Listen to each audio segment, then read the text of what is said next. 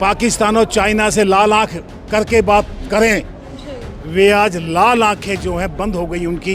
56 inch का सीना शायद 6 इंच में सुकड़ गया उनका। देश के 140 करोड़ की जनता के लिए बहुत बड़ा खिलवाड़ किया है मोदी जी ने। इस देश की सेना की वर्दी पहनने का प्रधानमंत्री को कोई हक नहीं है। लेफ्टिनेंट कर्नल सोफिया के लिए क्या कुछ भाषा का प्रयोग इन्होंने नहीं किया, ये शर्म की बात नहीं है? ये एक प्रधानमंत्री के जो चमचे पिल्ले मंत्री जो बैठे हैं उनकी भाषा का सवाल है ये। तो ये देश का एक दुर्भाग्य है कि प्रधानमंत्री के रूप में एक कार्टून नुमा इंसान हमको मिल रहा है। पर इस देश में 14 साल से जो भी कार्रवाई होती है, चाहे फौज लड़ती है, चाहे नीरज चोपड़ा भाला फेंकता है, वो भी मोदी जी फेंकते हैं। कि मोदी जी ऑपरेशन सिंदूर का क्रेडिट ले रहे हैं सेना की वर्दी पहन करके, और बीजेपी उनके बड़े बड़े होर्डिंग लगा रही है। तो ये सेना का राजनीतिकरण किया जा रहा है। नमस्कार, आप देख रहे हैं 4 PM में आपके साथ नफीसा खान। आज़ादी के बाद भारतीय सेना धर्मनिरपेक्ष देखी गई। भारतीय सेना पर किसी तरीके का आरोप मरता दिखाई नहीं दिया। भारत की सेना गैर राजनीतिक रही। लेकिन ऑपरेशन सिंदूर के बाद जिस तरीके से भारत के अंदर घटनाएं घट रही हैं, या फिर सेना के नाम पर उनके शौर्य को लेकर क्रेडिट लेने की जो दौड़ मच रही है, उसको लेकर कई सवाल हैं। सवाल यह है कि अगर जय जयकार केंद्र सरकार अपनी करवा रही है ऑपरेशन सिंदूर को लेकर, तो फिर सवालों से क्यों भागती दिखाई दे रही है? सवाल ये भी है कि जब ऑपरेशन सिंदूर देश के अंदर होता है तो विशेष सत्र की मांग जो विपक्ष कर रहा है, उसे बुलाने से सरकार घबरा क्यों रही है?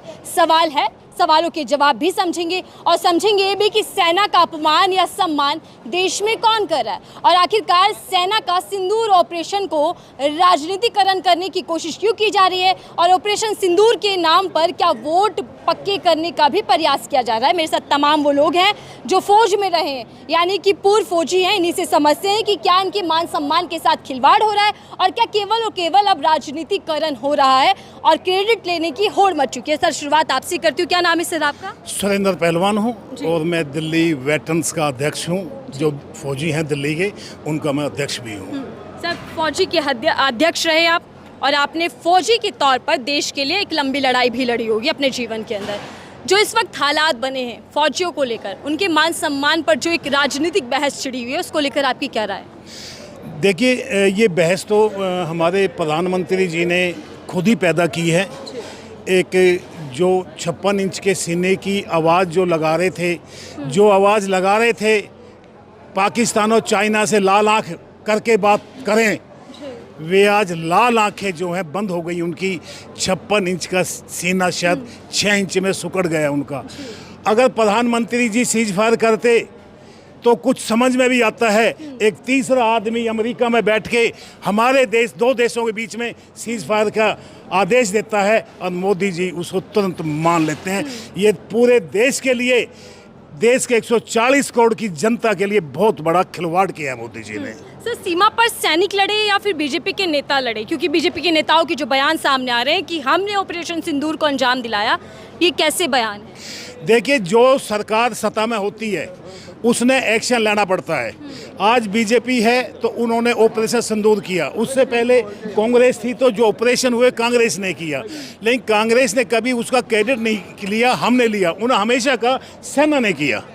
लेकिन आज जो लड़ाई है, वे कुछ भी करके मैं जो बकरी मैं करती है ना, सवेरे से मैं करती है, शाम को काट दी जाती है, वो उनकी भाषा है। इन्होंने एक एक भाषा हमारी वीर नारियों के लिए, वो शहीद हुआ लेफ्टिनेंट, उसकी वाइफ के लिए क्या नहीं तुच्छ भाषा का प्रयोग किया। एक हमारी विंग कमांडर सोफिया के लिए, एक लेफ्टिनेंट कर्नल सोफिया के लिए क्या कुछ भाषा का प्रयोग इन्होंने नहीं किया। ये शर्म की बात नहीं है? ये एक प्रधानमंत्री के जो चमचे पिल्ले मंत्री जो बैठे हैं उनकी भाषा का सवाल है ये बहुत ही शर्म, और हमारे देश के लिए बहुत ही शर्मनाक बात है ये। सीज फायर को लेकर सवाल है, विशेष सत्र की मांग विपक्ष कर रहा है, लेकिन सर पीएम मोदी जो है वो केवल भाषण देते दिखाई दे रहे हैं। उनके अंदर उनके जो रग हैं, जो नसें हैं, उसमें खौलता हुआ सिंदूर बहता है, बयान भी आया था। देखिए, जो उसने बोला भाई खोलता हुआ सिंदूर मेरी रगों में दौड़ता है। सिंदूर हमारे देश की महिलाओं का सुहाग है, वो उनकी मांग की शोभा है। उसकी रगों में कहाँ गया? तो अपनी वाइफ को खुद छोड़ के बैठा हुआ है। वो तो अपनी वाइफ को छोड़ के बैठा हो। तो सिंदूर जो है हमारी जो औरतें हैं उनकी मांग का सुहाग है, उनकी का सम्मान है। तो ये तो बकवास के अलावा कुछ नहीं कहते। जब एक स्पोर्ट्समैन मेडल जीतता है वो क्या गली गली जाकर ये बताता है कि मैं जीत के आया हूँ? नहीं, जीत अपने आप शोर मचाती है। जो जीत होती है वो शोर मचाती है। उसको तिरंगा लेके गली गली दरवाजे दरवाजे बताने की जरूरत नहीं पड़ती है। जिस तरीके से भाजपा के ये आदमी गली गली जाके तिरंगा लेके और ये बता रहे हैं हम जीते हैं, ये इनकी तोछी छोटी राजनीति है वोट बैंक कमाने के लिए। आगे और लोगों से जुड़ूं से पहले आपने वर्दी पहनी है सर, एक सवाल जो बड़ा बनता है, पीएम मोदी भी इसी वर्दी में दिखाई दे रहे हैं। आर्मी की वर्दी पहने पीएम मोदी के जो फोटो वायरल हो रहे हैं, जो तस्वीरें रेलवे टिकट से लेकर तमाम बैनर पोस्टर में दिखाई दे रहे हैं, आखिर पीएम मोदी बताना क्या चाहते हैं? क्या वो सेना की जगह लेना चाहते हैं और सीधा क्रेडिट लेकर राजनीतिक फायदा उठाना चाहते हैं? देखिए, जो ये सेना की जो वर्दी है ना, इसको राष्ट्रपति तो पहने तो कुछ समझ में आती है कि वो सुप्रीम कमांडर है। इस देश की सेना की वर्दी पहनने का प्रधानमंत्री को कोई हक नहीं है। वो देश का सेना का भी मजाक बना रहे लग रहे हैं ये वर्दी पहन के। बिल्कुल सर, आपकी क्या राय है सर?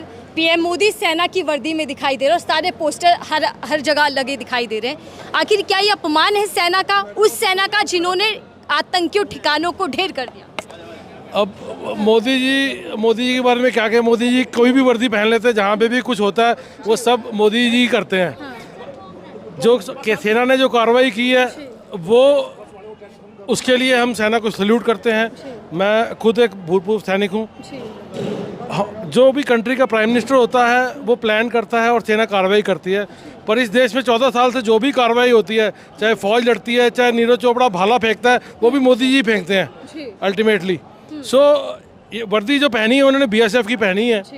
वो उसी दिन वो कहीं पे क्रोकोडाइल का शिकार करते हुए नजर आ जाते हैं। सो ये देश का एक दुर्भाग्य है कि प्रधानमंत्री के रूप में एक कार्टून नुमा इंसान हमको मिल रहा है, जिसका हमें जल्द से जल्द हमें लोगों को समझना चाहिए कि देश चलाना एक बहुत सीरियस बिजनेस है। अच्छा सर, आप लोग सब फोर्स से जुड़े हैं, कभी ना कभी देश के लिए आपने काम किया है।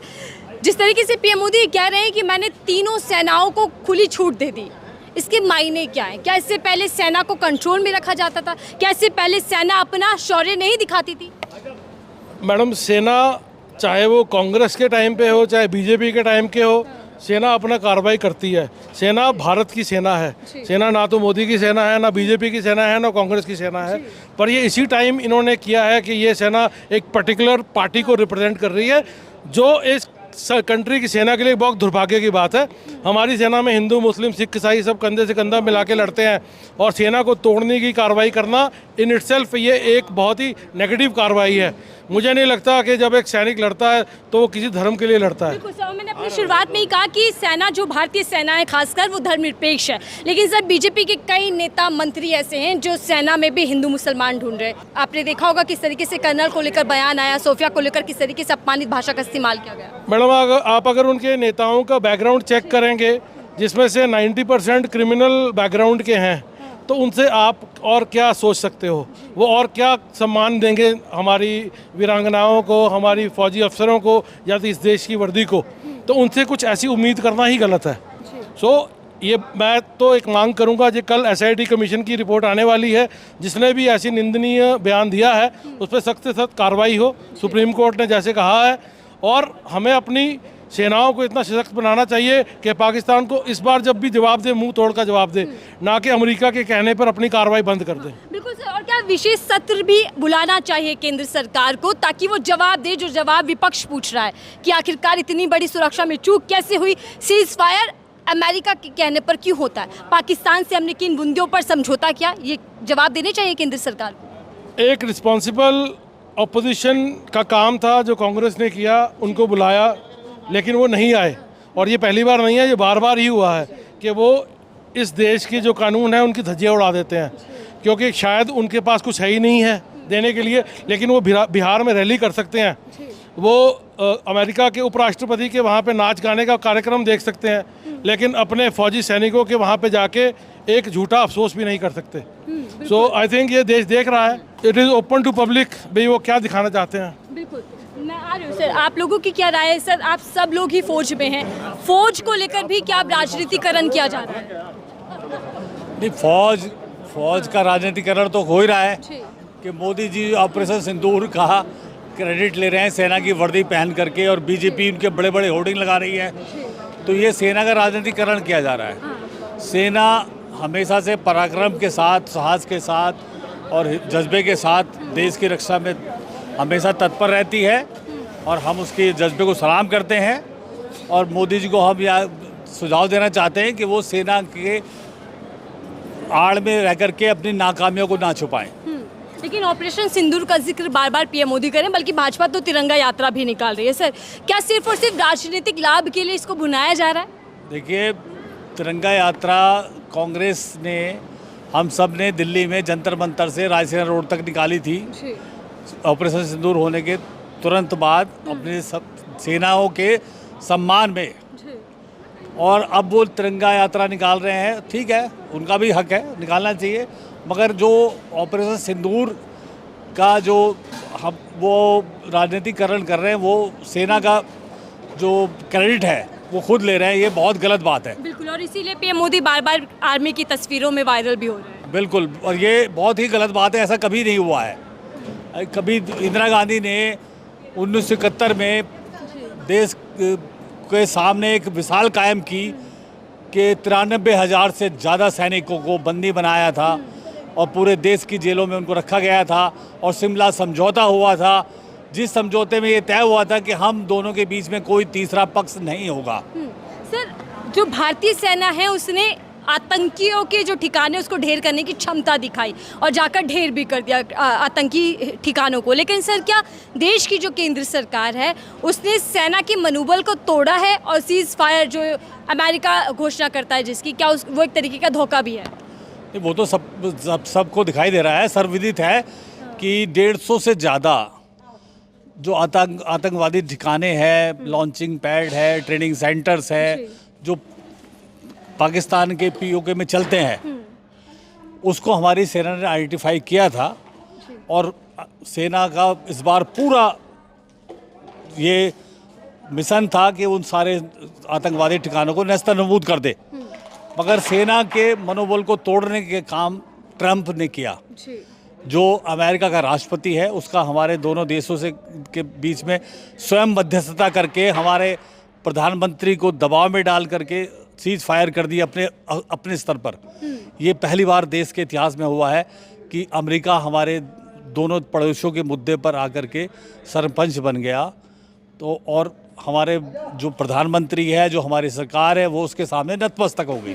लेकिन मोदी जी ये कहते हैं कि मोदी चुप नहीं बैठने वाला, ये तो आतंकियों को, पाकिस्तानियों को पता है, और ये जो ऑपरेशन सिंदूर है मोदी ने अंजाम दिया, इस तरीके की तस्वीर बनाई जा रही है। ये सब मोदी जी तो जुमलेबाज आदमी व्यक्ति है, झूठ बोल करके गुमराह करते रहते हैं, और वो देश की जनता को मूर्ख समझते हैं, तभी वो इतनी बड़ी बड़ी झूठ बोल करके आज तक झूठ बोलते आ रहे हैं। झूठ बोल करके वो अपना जो है साबित कर रहे हैं कि उनसे बड़ा जो कोई झूठा इस दुनिया में नहीं है। बिल्कुल, देखिए, जब सेना का शौर्य है, सेना ने जवाब दिया, आतंकी ठिकानों को ढेर कर दिया, तो फिर इस चीज़ का क्रेडिट या फिर इस चीज़ का राजनीतिक फ़ायदा केंद्र सरकार क्यों उठाना चाहती है? और क्यों बीजेपी के नेता लगातार ऑपरेशन सिंदूर का जिक्र करते हुए अपने वोट बैंक को कहीं ना कहीं पक्का करने की कोशिश कर रहे हैं? बहरहाल, फौजियों को आप सुन रहे थे, फौजियों का साफ कहना है कि एक तरीके से पीएम मोदी की जो फौजी कपड़ों में तस्वीर है उससे फौजियों का अपमान है, देश की सेना का अपमान है।